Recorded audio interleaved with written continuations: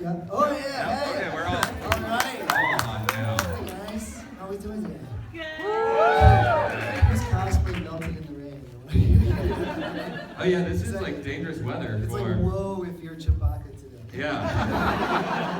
Have to go to the blowout station. Well, that's actually, since you guys do film in New York City and the weather is terrible there, nobody lives in New York for the weather. Right. Yeah. Have you had some really uncomfortable shoots where you're caught out in the cold, the rain, where you just start melting? And Oh, everything? for sure, yeah. Well, you know, the scene, and sorry, there are going to be a little bit of spoilers if you haven't caught up to season 3, but there's the scene that we, in the finale before the new episode airs, where I'm on the pier again, and it's raining, and, you know, this is all hair dye, and it does come out as purple. So I'm like, all right, cut, we need makeup, pigment's melting, you know? So there's that, but it's also the funniest thing too, because it's like, it'll be like the crappiest day, like awful, so uncomfortable, and then of course like the cinematographer will come up and be like, it's so Gotham. It's so great. Yeah. Like they're so excited like when the weather is really crappy. Yeah. It just fits the show. So yeah. It's yeah, you would think by now Oswald would know to stay away from piers. Like, this isn't a bad place for him. Exactly. It's just exactly. Is this the second, third time? How many times on a pier Let's see, now? it was this would be, I think it's actually the second, but you know, it's such a similar thing. It's Yeah. like there's a bullet and there's falling in the water. Yeah, yeah. And Hopefully we'll see. maybe. Well, actually, and before I throw it to the audience questions, I mean it's an interesting thing because what's going on at those last minutes in Oswald's head before before Edward shoots him and he falls in the water. Is it I still feel love for Edward? Is it because he tells him, you know, I made you, you'd be nothing without me. So is it still love? Is it suddenly hell hath no fury like a penguin scorn and it's turning to rage again? What is the emotional range right there? I think it's all of it because I think again, like, you know, this is all very new for Oswald and he is very emotionally stunted, especially when it comes to, you know, feelings of a romantic, you know, persuasion. So it's like, I think, yeah, it's that jungle of confusion and then indignation in the sense that like, oh, here I am, you know, here I am again, you know, and have I not learned anything? You know, he prides himself on always being like so far ahead of everybody else, but then clearly with matters of the heart, he is as, you know, as unexperienced as someone you could possibly imagine. So again, it's just an all jumble of contradictions and fears and betrayal. Yeah. Well, let's throw it to an audience. Hi there. Hi. How are you? You can stand up. Yeah, Yeah, stand you up. can stand up. It feels so weird. Well, it's weird. It's like a kumbaya I kind know, of. it's like what was that guy's name? Like the David George. Yeah.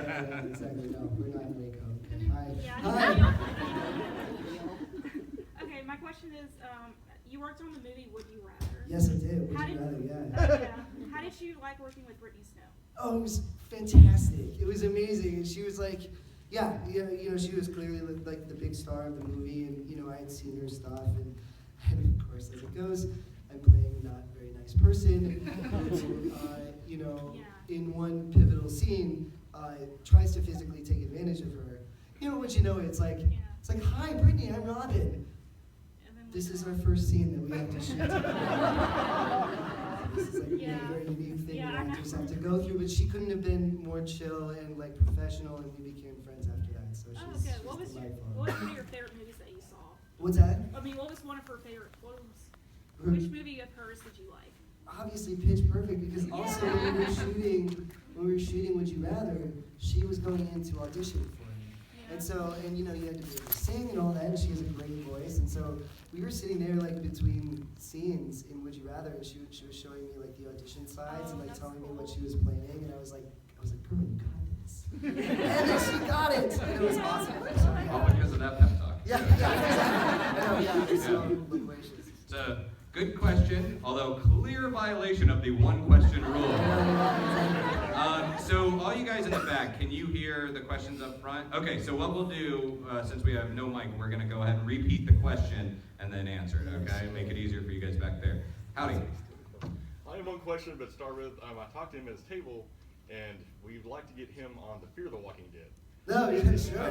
Just spread it around. Yeah. Done. My question is Yes. Jared Leto and Christian Bale lost a lot of weight for roles. You know, the Penguin in the comics is a little chunkier fellow. Are you willing to put on the extra weight if you blow So, because the Penguin in the comics is a little bit more rotund, is Robin willing to put on that weight to portray him? Well, yeah. They make amazing fat suits. Yeah. And I have to say, like, as fun as that would be to be like, all right, it's pizza and beer. I think, my cholesterol couldn't handle it. And again, like, the special effects department, especially in Gotham, I mean, they make all the looks for all the characters, and they're, as, into this world as anyone here is. In fact, I think some of them, they have booths at the special effects conventions and all of that. But, and so, like, if they came to them, they were like, we need to make a fat suit, they would get all geeked out about it. I'd have to do, like, a full body cast, which would be mortifying. But yeah, I'd be willing to do that, for sure. You still got, I think you got a few seasons before we really have to That's what worry I'm about. hoping for, it's like, there's this, he's got a little ways to go. Yeah, exactly. Hi there. Hi. Hi. Do you see you or any of the other cast members starring in Batman movies in the future? Maybe? All right, yeah. Do I see myself or any other cast members being in the Batman film franchise? As much as I think any of us would love to, I really don't expect that, only because, the television, the Warner Brothers television department and the Warner Brothers film department, they're very two different things, and also you start to play, like, we're telling our own specific story with Gotham that, is its own canon. And so, tying that into another film, then people are going to watch it and, like, for example, if it's, me playing, if, I played the Penguin in your movie, people would be like, oh, but he went through all this other stuff on Gotham, and how does that play into this script, and is that going to make sense? It just creates this whole crazy thing. So I think we're all just pretty happy where we are because, again, it's its own story. So, yeah. Thanks. Yeah, one of the things I really enjoy about the show is how wackadoo it is in its own little corner of the universe. Right. Like how just it embraces the craziness of this world. Exactly, and again, we make no apologies for Yeah. it, and we don't feel constrained by anything. And then we have the gold star of Jeff Johns, like approving our show, which is all that you want. You want to be true to the source material, and then also tell your own spin on it. So yeah. Well, I don't know if I asked you this before, but when do you think people finally got it? Because initially, people are, and look, I'm a fan as well. Sometimes you're like, okay, you guys are screwing with canon, and I don't know how I feel about that. But then as the show really kind of found its footing, it's like, oh, I see what they're doing here, and this works. When did you sort of notice that shift of people being like, oh, okay, I dig that they're going off in their own direction? Yeah, I like any show, especially a show as, complicated and as, and dealing with material, the Batman franchise, there's a lot there. Any show starting off is going to be, there's going to be a period of figuring out what the show is and what works and what doesn't. And I think, really by the end of season 1, we really, sort of clocked into what it was that was successful and how, accurately we wanted to tell the story and which stories we wanted to tell. That being said, I think, people, just and that momentum carrying us into season 3, I think also, like, made people aware of, what we're doing and that it's its own thing. Yeah. It's its own Gotham City. Most certainly. Yeah. Howdy. Hi. How long has it taken you to learn how to do your penguin walk as you walk around?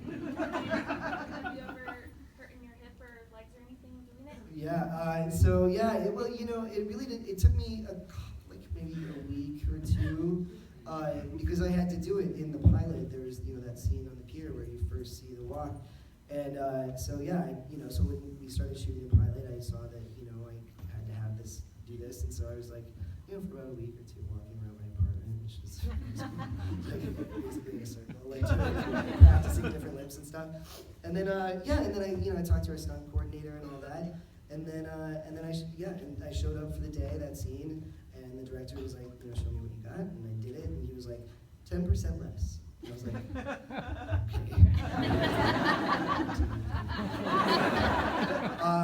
but so, and then I did, so what you see is 10% less, and it's been pretty consistent the entire time. There was one time that I forgot to do it, and then that's why I always have something in my shoe. Initially it was like one of these bottle caps, flat side up, but then I was like, okay, we get it. So now it's 50 cents in my right shoe, just to remind me. But yeah, you know, I end up compensating on the other leg, so my other leg ends up getting a lot more tired than the leg that's messed up, which I don't know if, but you know, come on, it's like, it's gonna be okay. I'm really, really happy about it, actually. So, yeah, We'll get through this, yes, right? we're Yeah. gonna be quite all right. And I see your hand up over there, but hop in line if you can. Hi. I kind of had the same question. I guess I was gonna ask, like, has the limp affected your personal life any at all? So the penguin walk, Yeah, are you bled walking into like his a penguin in personal your life. personal life? I never walk like that in my personal life. It sucks. It's not great.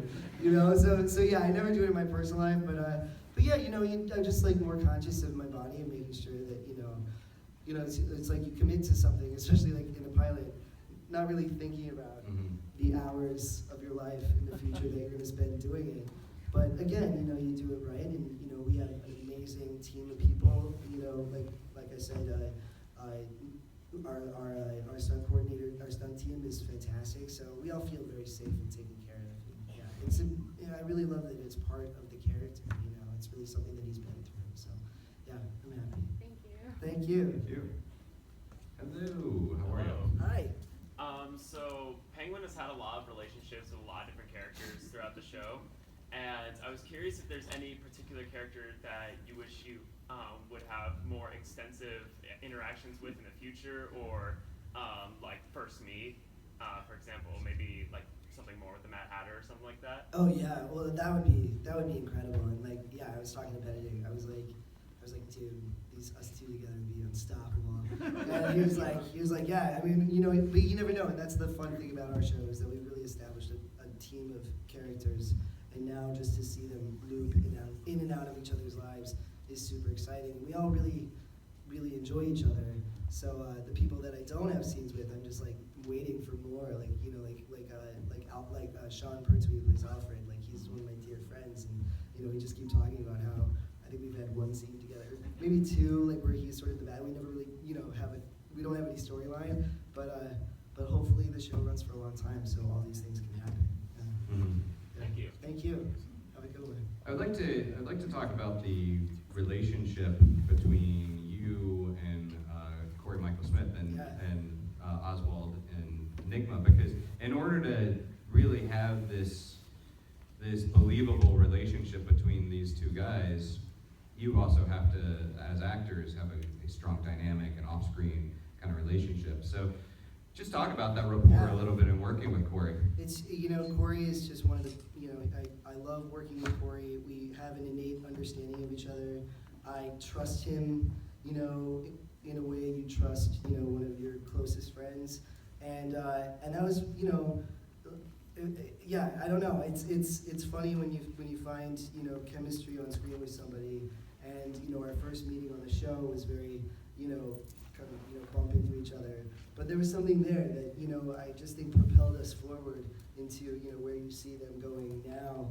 And yeah, I don't know. I just working with someone like Corey is just a dream. I'm very lucky. Mm-hmm. Yeah, but again, I say that about all of my cast members. They're just amazing people who inspire me, and I'm just trying to meet the bar where they set it. You know, it's great. It's a community. So, yeah.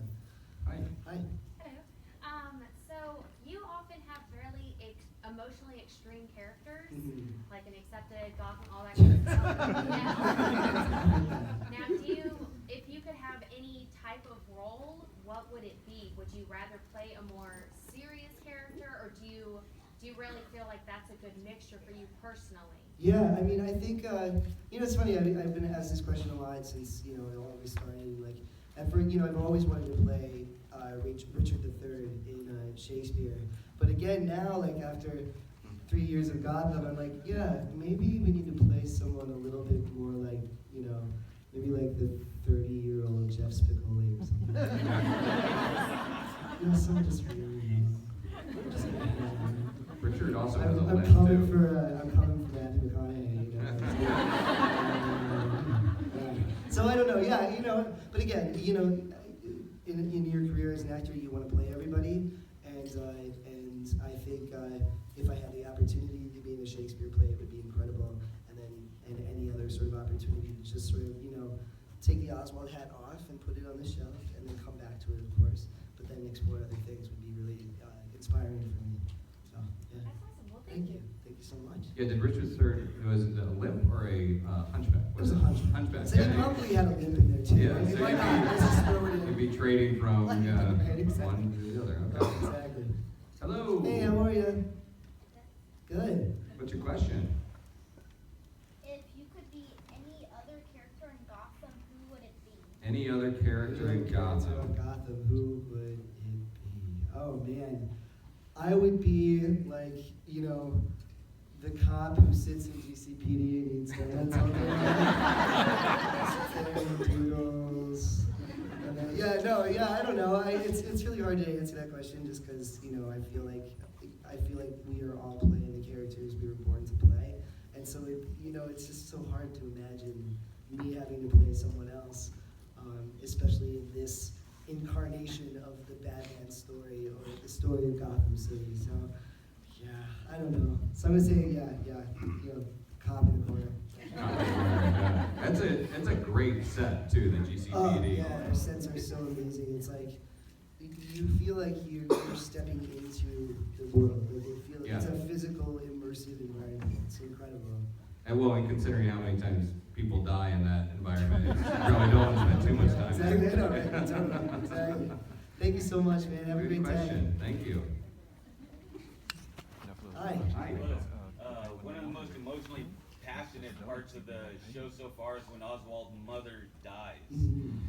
That was gripping the way you portrayed that. I was wondering if that was 100% acting, or was there something in your life that you touched that you'd be willing to share with us that helped you with that? Sure. Well, you know, anytime a character dies, so I don't know if everybody heard that, but you know, we're talking about when Oswald's mom dies. You know, it's. I mean, there's always acting to a certain extent because you're, you know, in a warehouse and there's like 3 cameras and lights and people running around, you know, pulling on your hair and stuff. But you know, yeah, no, it's like anytime a character dies, especially a character who's close to your character, and especially another actor who you really love and truly, genuinely appreciate, when their character dies, it really does feels like a loss. You know, it's something to be mourned, like, you know, just not knowing that I'm not going to see. I mean, you never know what happens in Gotham, which is awesome. But you know, for the most part, not knowing that I'm not going to see Carol Kane at work as much as I was, you know, is just heartbreaking. She's just a dream. But yeah, you know, it's like, you know, we've all lost people in our lives, and as actors, you know, I don't think of myself as like method where I have to put myself into a specific, you know, a memory or something to have an emotional response. But you know, it's all there. It's all part of the human experience, and you know, and I'm gonna get really, you know, artsy fartsy, but like as actors, we're channeling that human experience. We're channeling, like, you know, my experience is coming through this character, regardless if I can separate the two. You know, it's all me and what I've been through, and what I've seen, and what I'm mimicking, and what I'm pretending, and also what I've experienced. So, you know, to pick apart and say it's specifically this or it's specifically that is kind of impossible. But thank you so much for your kind words. That was one of my favorite scenes. Thanks, man. Hi. Hi. So on The Walking Dead, Yes. you played Sam, which you did awesome, by the way. Thank you so much. See, that was a nice guy. Now, why can't, you know, like, Sam, Chris Harnick calls him Hippie Sam. I'm like, my dream role. I mean, come on, you know, like, super nice, chill, sweet, you know. He was wearing a Baja sweatshirt, he's collecting fruit with his girlfriend. I mean, come on, this is like the best, like, Walking Dead universe ever got. But anyway, thank you for that. Sorry. But so was that the plan from the start? The 2 episodes that was when you were originally on there, was it planned because they're pretty, it's kind of spread out? Yeah, yeah. That what happened at Terminus, was that set in motion from when you first? I will never know. They will never tell me. And that's sort of the way that show goes. You know, I wasn't a series regular, I was a guest star. But you know, even guest stars, if you don't see a body at the end, you know, there's a real good chance that they can swing back around, especially, and I was, you know, at the end of my first episode, I was like saying to my friend Brina, who was playing my girlfriend, I was saying to her, I was like, Rick gave me his watch. I have Rick's watch. And she was like, I was like, I don't know, I don't want to jinx it, I don't know. This is, you know, obviously before Gotham, I was like, no, it's whatever, it's gonna be fine. Whatever happens, it's great. What an amazing experience. I hope I come back. You know? And so, but then, yeah, in the interim, and they, you know, yeah, I was not on contract, and you know, they don't share. Like, I think I only had my scenes. Like, I didn't have the script episode either, because it's very locked down, very hush hush on that set, as it should be. But so yeah, so you know, we did our thing, and then I booked Gotham, and that's what happened. And then there was that time between when we shot the pilot and when we came back to shoot the second episode in Gotham, when Walking Dead called, and they were like, "We're bringing you back. You know, no lines. You know, you're only on screen for a couple minutes, but you're the first one to die in season 5." And I was like, and they were like, "The Walking Dead called," and I was like, I'm doing it. I was like, yeah. But it was funny. So you know, long story short, I was at a Walker Stalker, you know, early on when I started doing these kinds of things, and Greg Nicotero was there, who's, you know, everybody knows from, you know, creates those amazing looks and directs the episodes, executive producer of The Walking Dead, genius guy, comes running up, and he directed the episode where I got my throat slit, and we hadn't seen each other since we were on set, and he came up and gave me a big hug, and he like whispers in my ear, he was like, "Do you know how many people have come up to me and like, why did you kill off Robin?" And he was like, I told him the truth. He was like, he had another gig, you know? And so just hearing him say that, I was like, you know, there could have been, you never know. Yeah. You know, we could have had much more, but, you know, I'm happy with the way it played out. So, yeah. Awesome. Thank you. Have a good Thank one. you. Hello there. Hi. Hi. So my question is, well, last year, David Mizzou and Sean Pertwee were here in Irving, Mhm. and they had a panel, and one fan asked about like any on-set gags or bloopers or pranks, and David and Sean talked about theirs, but they mentioned you and Michael Corey Smith might have a prank war or something going on. Yeah, very early in the beginning, me and Corey Michael Smith had like this little like kind of innocent like prank thing where like I think we were also being like encouraged by one of the production assistants who was like I think really enjoying like the the thing, and so like yeah, we left like weird notes for each other in the dressing room, and then at one point like I think I sent him like a funeral arrangement, like, and then there was like, and then it got to the point where it was like both of us were like, we're spending way too much time thinking this show is like a beast. You know, this is like the stuff you think is gonna be fun when you're like in the first year, and then you're like, oh my god, 9 months of this, I can't. And we were both like, no. And we're like, can we just be like normal? Normal friends and just be cool, and so that's how it's been ever since. So, yeah. Thank you.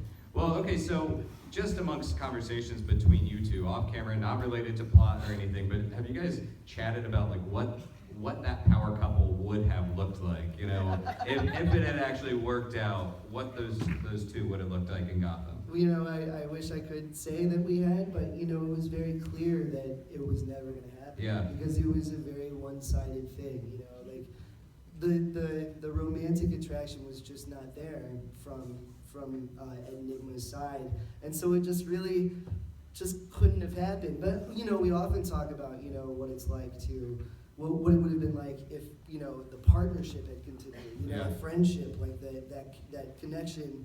And that's something to be mourned, But at the same time, our next episode's title is called How the Riddler Got His Name. And in a way, he needed to do what he did so that he could assert himself and become his own person. Mm-hmm. That it was necessary, because otherwise he would always be in the Penguin's shadow, not literally, because I'm so sure.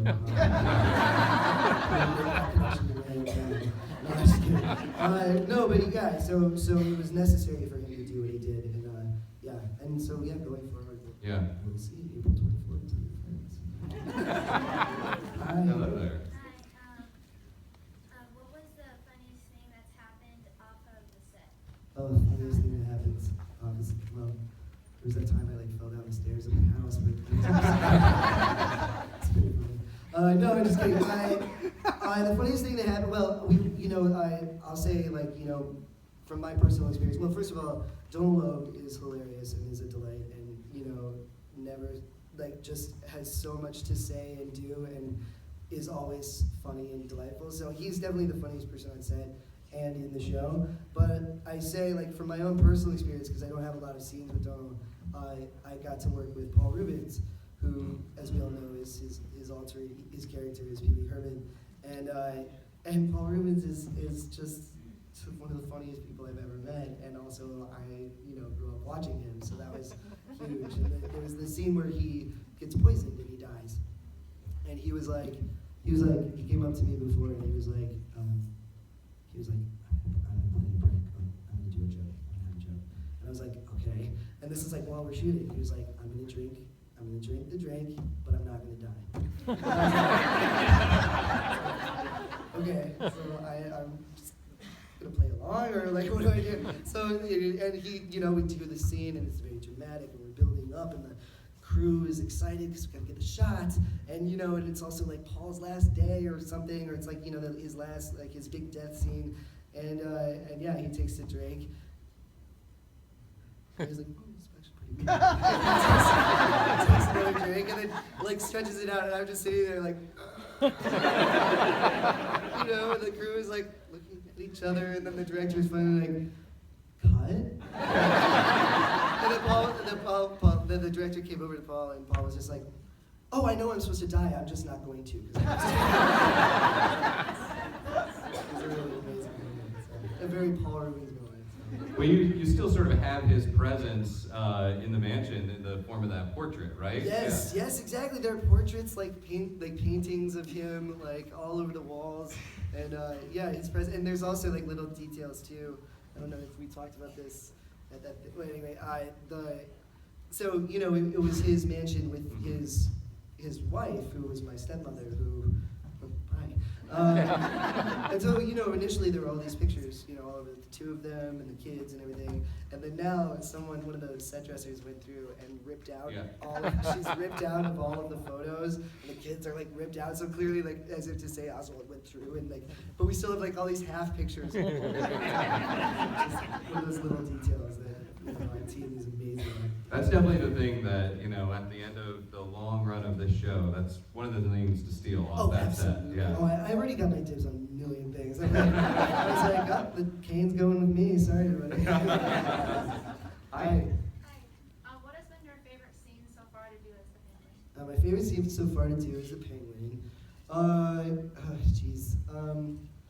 I would say, there's a lot of different ones for very different reasons, but the one I always go back to is the pier scene with Ben McKenzie in the first episode. It was one of those big moments where, so someone may have heard this before, but we all have those moments in our lives where we, it's almost out of body, where you can feel like, oh, this is a huge change, or this is like, everything kind of falls into place in this really, amazing way. Like everything you've worked for, maybe not everything, but so much that, you spend a lot of time working on something and it all just works, and that was one of those moments where it's like I was in the show and I was with Ben, who could not be more, supportive and delightful of me and everybody else on our show.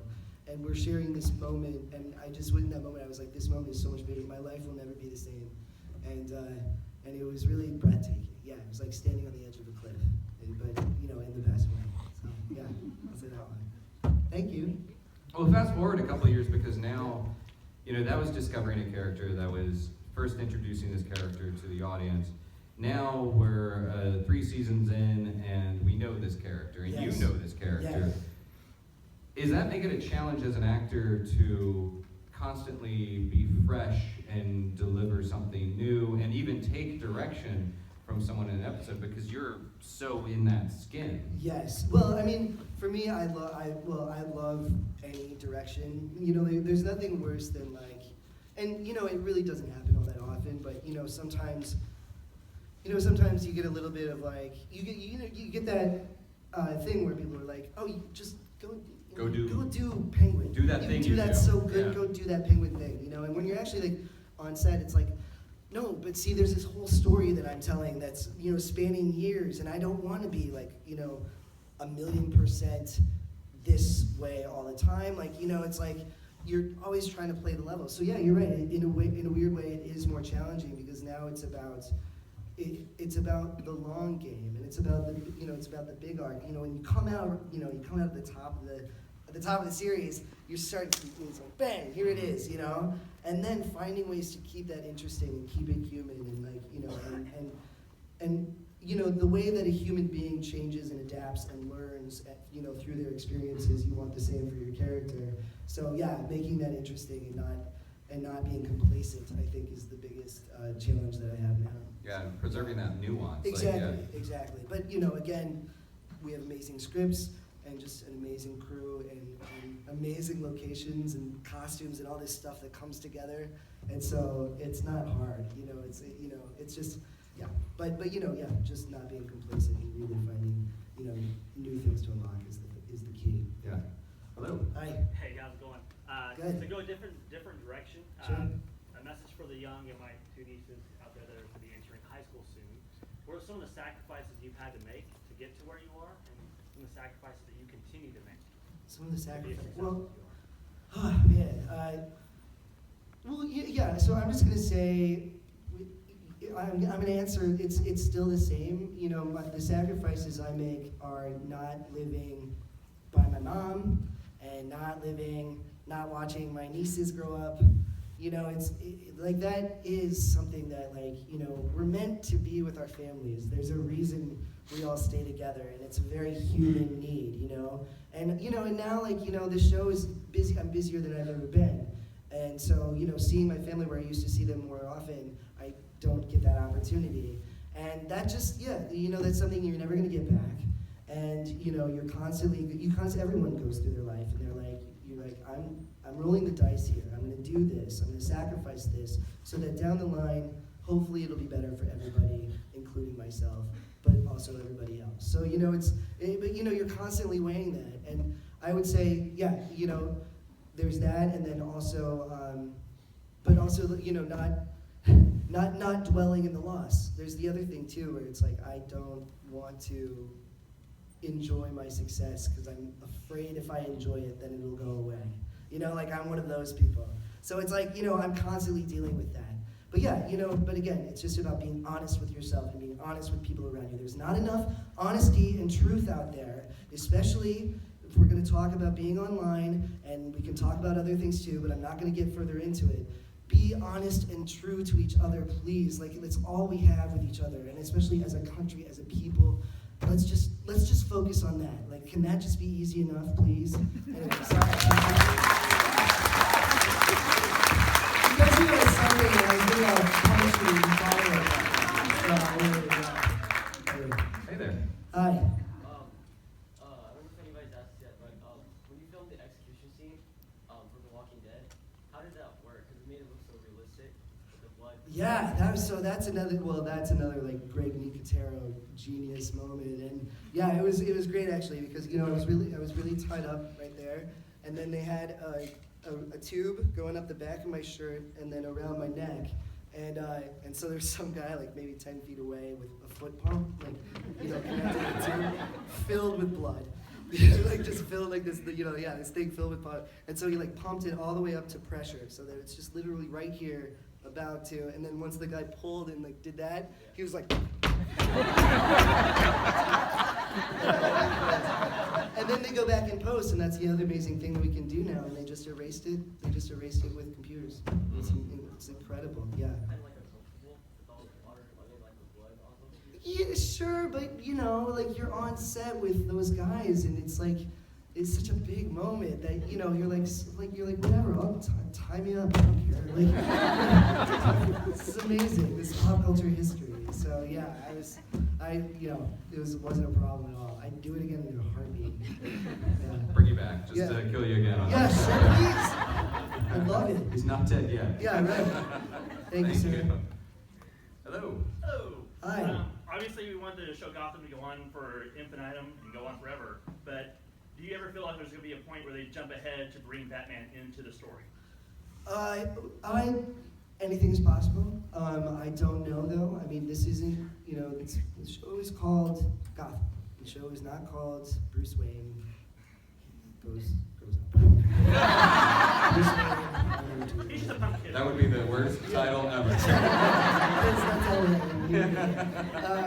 all right. No, so you know, I can't really say, but I think I'm happy with, you know, again, like we know the Bruce Wayne story. We know that, and like, you know, I think it was Cameron, and we just did a panel together recently, the cast, and Cameron Biconzolo, who plays Selena, said it best. She was like, you know, the Batman story's been told 1,000 times, like, but no one's ever told the story of Bruce Wayne, of Selena Kyle, of Oswald Cobblepot, of like before this all happened. So we're really happy with where the story is now. Again, you never know what might happen, but you know, this is where we are now. We're jazzed about it. No, I love the alternative part of it. I Awesome. was wondering if you ever think that the writer would get antsy about bringing him in because of fan demand or something like that. You never know with those writers, but I don't know. I don't know. I think that would defeat the purpose of the show, to be honest. So yeah.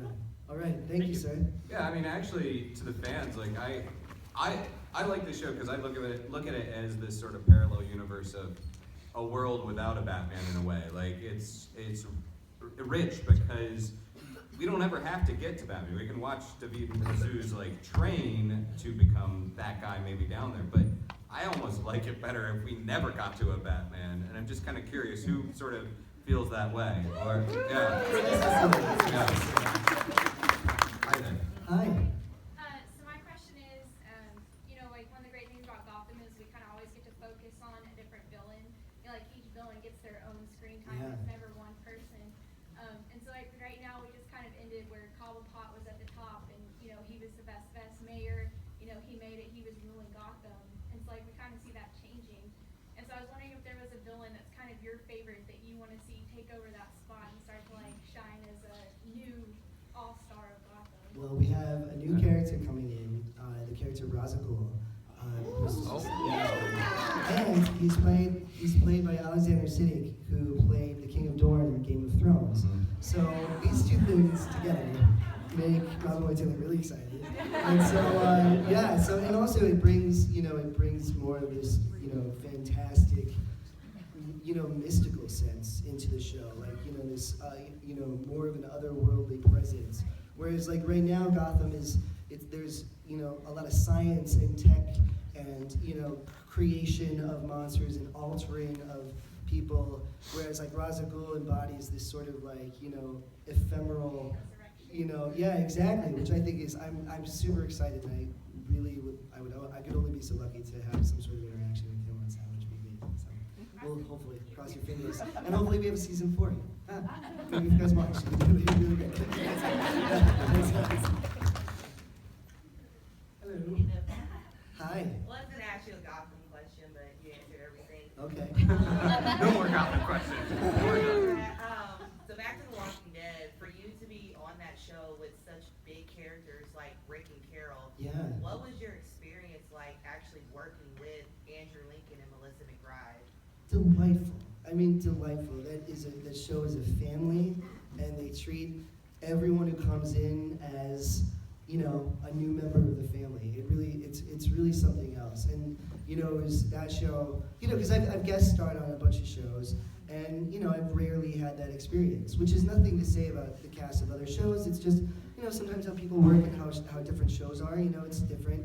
But that show in particular, it was, you know, you go down to Atlanta, and, you know, it's also, again, because of the secrecy about the storylines, you know, that set is pretty, you know, closed off, and it can be pretty isolating. So, you know, when you go in, you're the new person, and they embrace you, and they're happy to see you and happy to work with you. And I remember after that first episode I did, it was, again, before Gotham, I remember thinking, like, oh God, it's like this is like all I want. I want like a team of people who are amazing, who are supportive, who are nice to the guest stars, you know, who welcome them as part of the family. I was just like, this is all I want.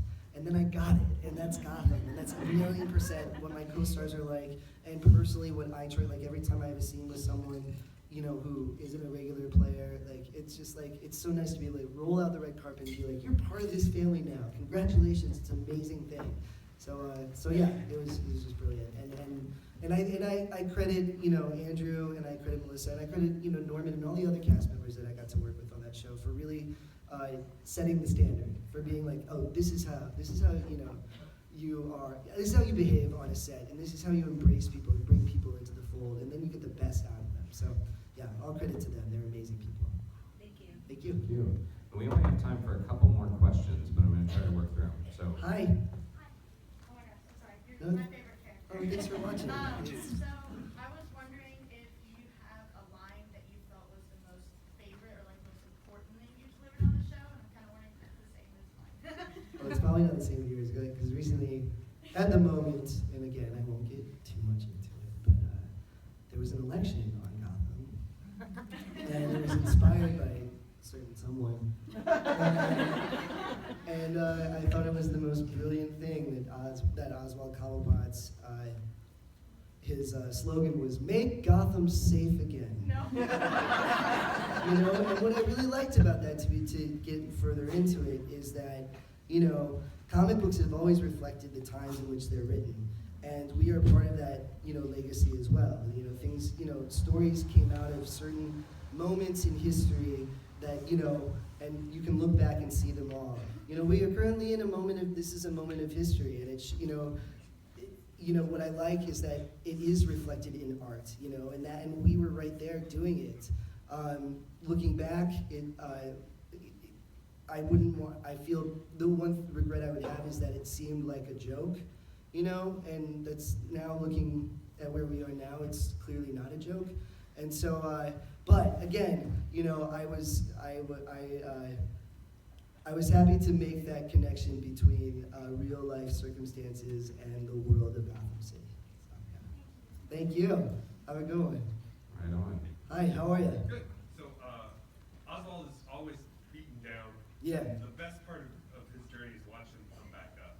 So, what emotions or elements in his past do you draw on form like the core of that story? Like, The bullying, 100%. I mean, when I found out that was, it's not in every story of Penguin, it's been sort of a later development, what he went through as a child. And it's, it's absolutely horrific, as, anyone could imagine. So, so that was really, and, I was never bullied to that extent, and, and it was never really physical for me, but like, I was still, knew what it felt like to be an outsider. And that immediately just hooked me right into who he is, and why he has ambition, because in a weird way, that's kind of the reason why I have ambition too. That kind of, it's like wanting to, rise above and, be your best self. So, yeah, so that's my struggle is in that way, although I'm not a murderous psychopath. But that struggle is very similar to mine, it's like, yeah, being true to myself, yeah. Thank you, sir. So we're actually out of time, but if you can keep it to yes/no questions and you really promise to do it, we can get through these last three. Okay, we got this. Okay? This is like past me. What research or theatrical experience has made you reprise this role? Yeah. The research was looking back in the comics. Jeff Johns selected a bunch of comics for me, and that was extremely helpful. And then also just relying upon my training. I went to Northwestern University, which has one of the best theater departments in the country. So the kids out there, you should apply there. It's cool. All right, thank you so much for